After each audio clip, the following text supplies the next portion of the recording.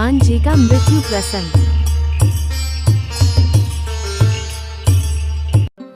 जिस तरह दुनिया में आने वाला हर इंसान अपने जन्म से पहले ही अपनी मृत्यु की तारीख यमलोक में निश्चित करके आता है, उसी तरह हर इंसान रूप में जन्म लेने वाले भगवान के अवतारों का भी इस धरती पर एक निश्चित समय था।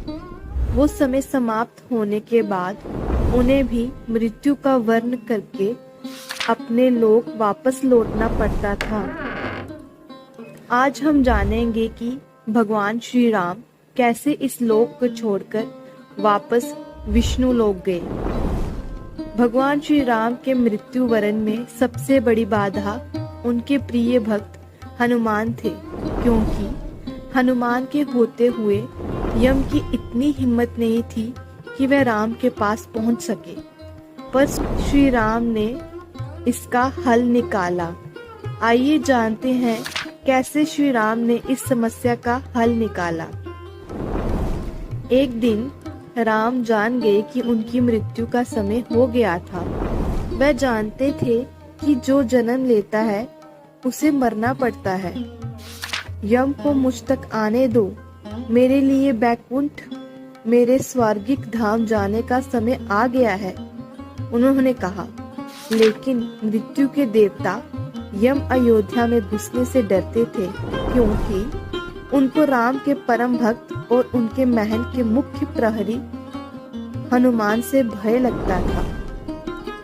यम के प्रवेश के लिए हनुमान को हटाना जरूरी था, इसलिए राम ने अपनी अंगूठी को महल के फर्श के एक छेद में से गिरा दिया और हनुमान से इसे खोजकर लाने के लिए कहा।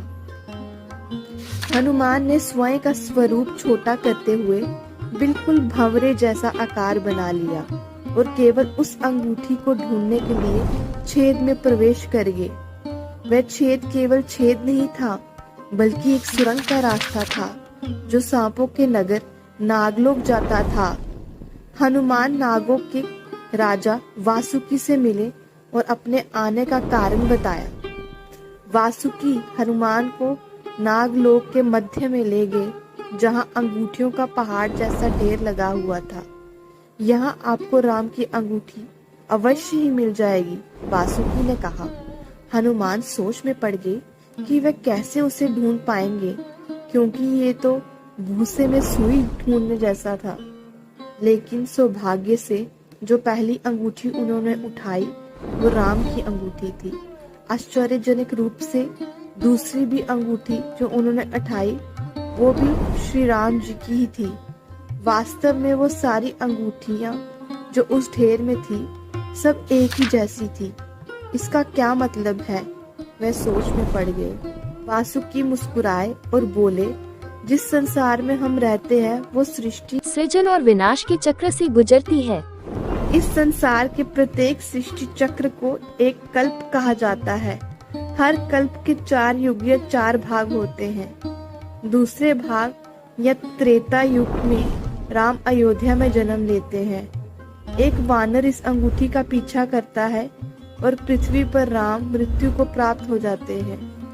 इसलिए ये सैकड़ों हजारों कल्पों से चली आ रही अंगूठियों का ढेर है। सभी अंगूठियां वास्तविक है। अंगूठियां गिरती रही और इनका ढेर बड़ा होता रहा। भविष्य के रामों के अंगूठियों के लिए भी यहाँ काफी जगह है। हनुमान जान गए कि उनका नागलोक में प्रवेश और अंगूठियों के पर्वत से साक्षात आकस्मिक घटना नहीं थी। ये राम का उनको समझाने का मार्ग था कि मृत्यु को आने से रोका नहीं जा सकेगा। राम मृत्यु को प्राप्त हो गए, संसार समाप्त होगा, लेकिन हमेशा की तरह संसार पूर्ण बनता है और राम भी पुनः जन्म लेंगे। धन्यवाद।